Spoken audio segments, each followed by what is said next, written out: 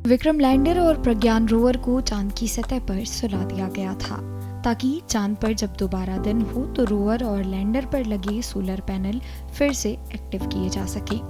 आज जब चांद पर फिर से दिन की शुरुआत हो रही है तो रोवर और लैंडर को फिर से जगाने का प्रयास इसरो के वैज्ञानिक करने वाले हैं। इस पर क्या कुछ कहना है इसरो से जुड़े वैज्ञानिकों का, सुनिए। देखिए, ये दुनिया उम्मीदों की भरोसा में रहती है, तो हम उम्मीद करते हैं इसरो के इंजीनियरों ने उतना प्रिकॉशन लिए होंगे, जितना पॉसिबल कोशिश किए होंगे कि बाहर का टेम्परेचर -130 डिग्री भी हो जाए, जब चांद का जब रात होती है तो तभी भी अंदर का टेम्परेचर अंततः -30 डिग्री सेंटीग्रेड ऐसा मेंटेन किए होंगे थर्मल मैनेजमेंट से, जो भी है। अभी तो डिज़ाइन एक बात है, कभी कभी उसमें फेल्योर भी होती है, तो हमको पता नहीं, बट ये इसरो वालों ने, डिज़ाइनर ने ये सक्सेसफुली इसको अंदर का टेम्परेचर थोड़ी भी मेंटेन किए होंगे, तो मेरे ख्याल पे कोई भी इलेक्ट्रॉनिक्स ख़राब नहीं होगी। तो आज जगने का चांस है।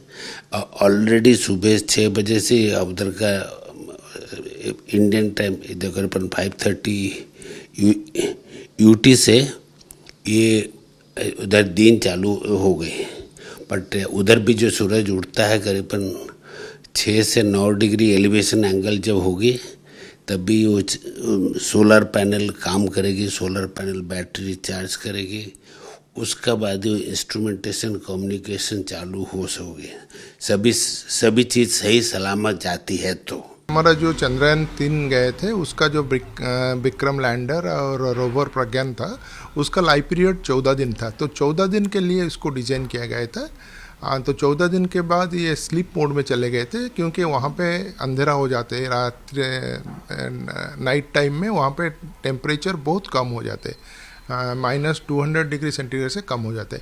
तो इससे क्या होता है कि जो हमारा पावर सप्लाई के लिए जो बैटरीज़ है, वहाँ उसके अंदर जो केमिकल्स है, रसायन है, उसका जो काम करने का तरीका या प्रॉपर्टी चेंज हो जाता है। तो संभवतः बैटरी और काम नहीं करेगा, कुछ साइंटिस्ट का ये मत है। तो बैटरी काम नहीं करेगा तो कोई भी पावर जनरेशन नहीं हो पाएगा, तो कोई भी सिस्टम काम नहीं कर पाएगा। अगर ये टेम्परेचर को ऊपर जाके बैटरी काम करना शुरू करेगा तो पहले ये सूर्य के किरण से चार्ज होगा। जब सूर्य 9 डिग्री ऊपर आ जाएगा, वो और कुछ घंटे में हो जाएगा। फिर चार्ज होने के बाद वहाँ से सिग्नल आएगा, कम्युनिकेशन होगा, धीरे धीरे एक के बाद एक इंस्ट्रूमेंट काम करने का उसको कोशिश किया जाएगा। देखिए, जो हमारा था 14 दिन काम करने के बाद, जब अंधेरे आने से पहले रोवर को घुमा के उसका जो सौर पैनल है, सोलर पैनल है, उसको हम ईस्ट ओर रख दिया है।